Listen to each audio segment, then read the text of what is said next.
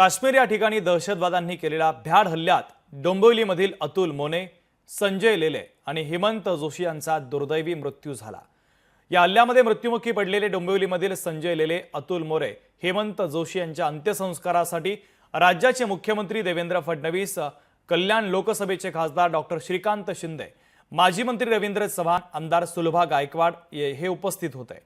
तर नागरिकांनी पार्थिवाचं अंतिम दर्शन घेण्यासाठी गर्दी केली होती। या हल्ल्याच्या घटनेच्या निषेधार्थ डोंबिवली बंदची हाक देण्यात आली।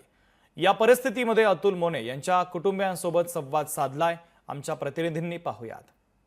आम्ही फिरायला म्हणून गेलो होतो सगळे, आम्ही 3 फॅमिली होती आमची। आम्ही निघतच होतो पण अचानक तिथे फायरिंग चालू झाली, आम्हाला काहीच सुचलं नाही। त्यांना शिक्षा एवढी झालीच पाहिजे आणि आमच्या घरातला करता माणूस गेले। आम्हाला जस्टिस पाहिजे कारण हे खूप अनएक्सपेक्टेड होतं। आम्ही नुसतं असं फिरायलाच गेलेलो, पहिलाच दिवस होता आमचा फिरण्याचा।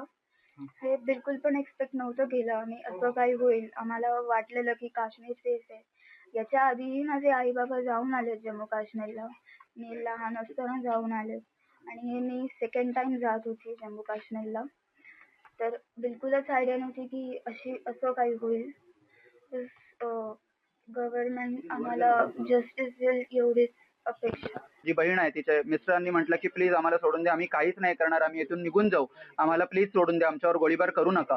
तर त्याच्या डायरेक्ट हे शब्द ऐकल्यानंतर डायरेक्टच त्याच्या पोटामध्ये गोळीबार केला आणि तो पण धरातीर्थी पडला। त्यानंतर त्यांनी हिंदू मुस्लिमांना परत विचारलं की कोण हिंदू आहे कोण मुस्लिम आहे। माझे जिजाजी होते, त्यांनी हात वर केला, अचानक हात वर केल्या त्यांच्या डोक्यात गोळीबार केला। तर मागणी हीच असेल सगळ्याच इंज्युअर्ड झालेल्यांची किंवा मृत्युमुखी पडलेल्या नातेवाईकांची, हीच सगळ्यांची मागणी आहे की त्यांना कठोरातली कठोर शिक्षा व्हावी आणि जे मृत्युमुखी पडलेले आहेत त्यांना जे सगळे कर्ते पुरुष आहेत ते सगळ्या कर्त्या पुरुषांसाठी जे काही फॅमिलीसाठी जे काही करता येईल तो प्रयत्न सरकारने निश्चित करावा आणि जॉब किंवा या संदर्भात त्यांना मदत करावी, ही एवढीच माफक अपेक्षा आहे।